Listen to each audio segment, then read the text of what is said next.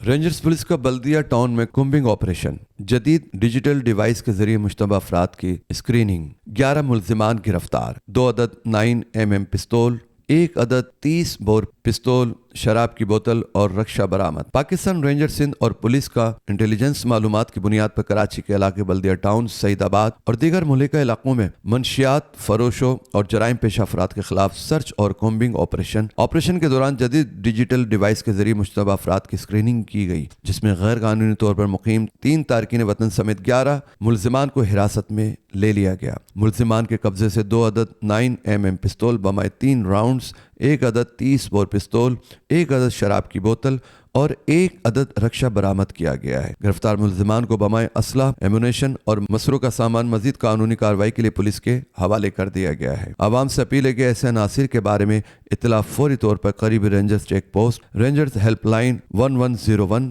یا رینجرز مددگار what's app number 03479001111 پر کال یا SMS کے ذریعے دیں۔ آپ کا نام صیغہ راز میں رکھا جائے گا۔